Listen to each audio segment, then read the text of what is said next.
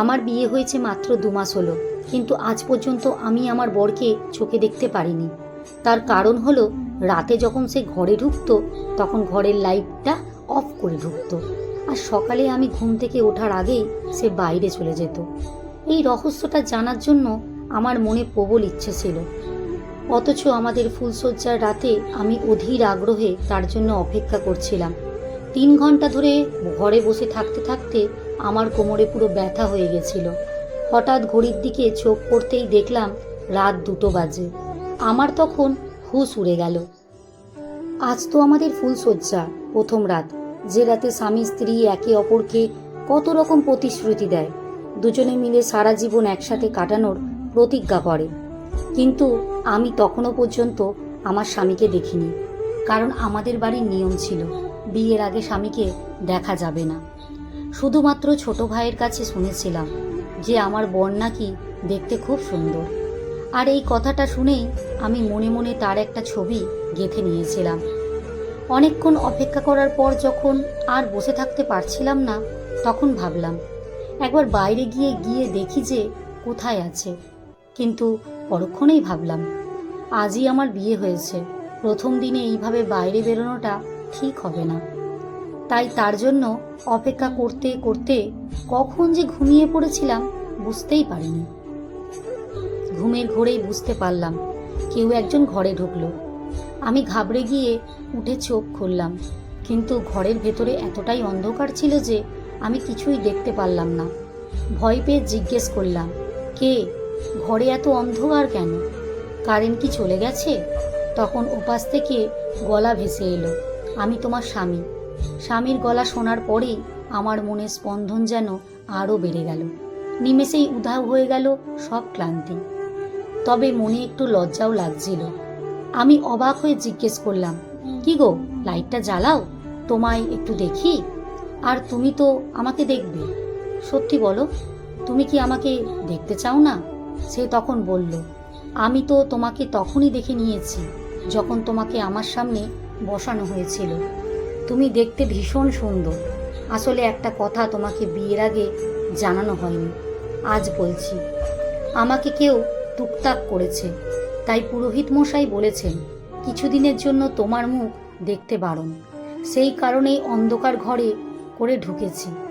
কথা শুনে আমার খুব অদ্ভুত লাগলেও ফুলশয্যার রাতে কোনো তর্কে যেতে চাইনি, তাই সেটাকেই সত্যি বলে মেনে নিয়ে শুয়ে পড়লাম। মনে আশা ছিল সকালবেলা তো অন্তত দেখতে পাবো, কিন্তু সকালে যখন ঘুম ভাঙলো দেখলাম বিছানায় সে নেই। বাইরে আসতেই শাশুড়ি মা আমাকে কাছে দেখে আমার ওপর ফু দিলেন। ভাবলাম বরের ওপর টুকটাক হয়েছে বলেই হয়তো মা আমাকে ফু দিলেন। কিন্তু বরকে না দেখে শাশুড়িকে জিজ্ঞেস করতেই তিনি বললেন সে নাকি কাজে চলে গেছে। আমার খুব রাগ হলো, কেউ বিয়ের পরের দিনই সকাল সকাল কাজে চলে যায়? তখনই সামনের ঘর থেকে একটা ছেলে বের হতেই শাশুড়ি বললেন, বৌমা, ওটা তোমার ভাসুর। আমি ওন্না টেনে তাকে নমস্কার করলাম।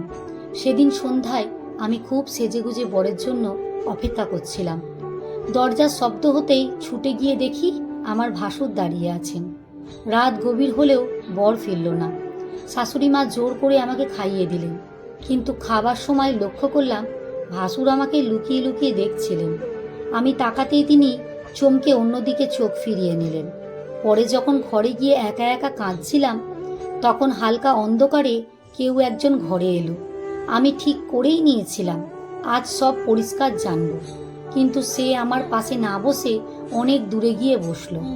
রেগে গিয়ে আমার তার হাত দুটো জড়িয়ে ধরতেই সে ঝটকা দিয়ে হাত সরিয়ে দিল। চিৎকার করে বলল, যা বলার তাড়াতাড়ি বলো, আমার ভীষণ ঘুম পাচ্ছে, আমি ক্লান্ত, আমার কিছু প্রবলেম আছে, তাই এখন চেহারা দেখাতে পারবো না, তোমার সাথে কথা বলার সময় আমার নেই। এরপর থেকে রোজ রাতেই এমন হতে লাগলো। এর মাঝেই একদিন চা নিয়ে শাশুড়ির ঘরে ঢুকতে গিয়ে শুনলাম তিনি ফোনে কারোর কাছে কাঁদছেন ও কাকুতি মিনতি করছেন। মনে হলো কেউ তাকে ব্ল্যাকমেল করছে। পরে জিজ্ঞেস করাই বললেন তার দাদা নাকি বকছেন। কিন্তু কিছুদিন পর বাড়িতে শাশুড়ির বোন বেড়াতে এলে জানতে পারলাম শাশুড়ির কোনো দাদাই নেই, তারা মাত্র 2 বোন। আমি আকাশ থেকে পড়লাম। তাহলে শাশুড়ি মা রোজ ফোনে কার সাথে কান্নাকাটি করেন? বড় আমাকে একটুও ভালোবাসে না। সব মিলিয়ে একটা চরম সিদ্ধান্ত নিয়ে আমি কিছুদিন পর বাপের বাড়ি চলে গেলাম। বাপের বাড়ি পৌঁছানোর পর দরজার সামনে একটা পার্সেল পড়ে থাকতে দেখলাম।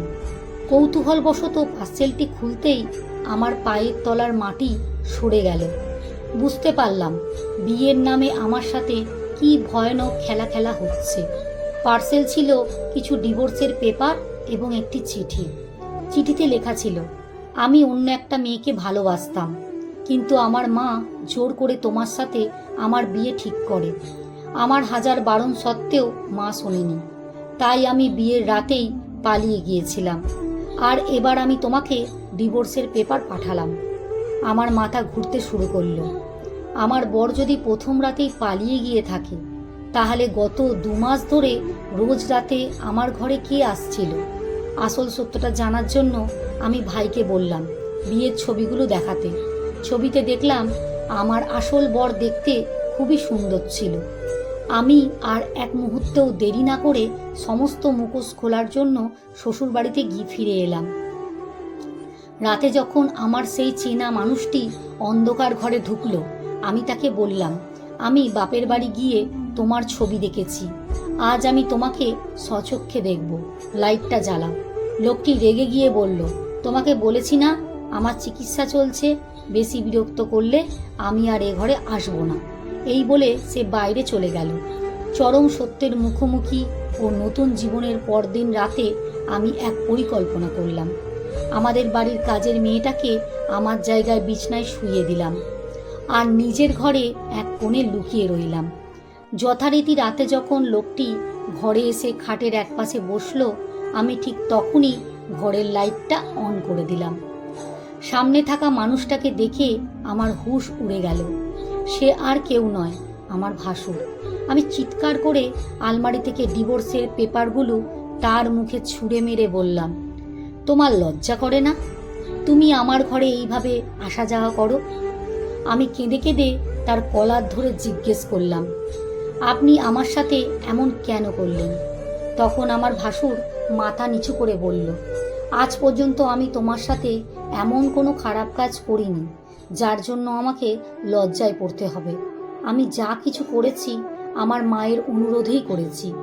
মা ভয় পেয়েছিল যে বিয়ের রাতে ছোট ছেলে পালিয়ে যাবার কথা লোক জানাজানি হলে সমাজ আমাদের একঘরে করে দেবে। তাই তোমার মনে যাতে কোনো সন্দেহ না হয় এবং পুরো কথাটা যেন বন্ধ ঘরের মধ্যেই থাকে, সেই জন্যই আমি তোমার ঘরে আসতাম। কিন্তু বিশ্বাস করো, আমি তোমার সাথে কোনো ভুল কাজ বা কোনো অন্যায় করিনি। সব জানার পরদিন সকালেই আমি বাপের বাড়ি চলে আসি। কিন্তু গল্প এখানেই শেষ নয়। আমার ভাসুর আসলে মনে মনে আমাকে খুব ভালোবাসতো। তাই কিছুদিন পর আমার শাশুড়ি মা এবং ভাসুর দুজনেই আমাদের বাপের বাড়িতে আসেন। আমার বাবা মার কাছে গিয়ে ভাসুর নিজের ভালোবাসার কথা জানায় এবং আমাকে বিয়ে করার প্রস্তাব দেয়। আমার মা বাবা সমস্ত পরিস্থিতি বিবেচনা করে আমার ভাসুরের সাথে আমার বিয়ে দিয়ে দেন। অতীত কাঁপানো সেই ভয়ঙ্কর রহস্যের মেঘ কেটে গিয়ে আজ আমি ভীষণ ভালো আছি আর তার সাথে খুব সুখে সংসার করছি। লেখা সংগৃহীত, পাঠে অঞ্জু বিশ্বাস।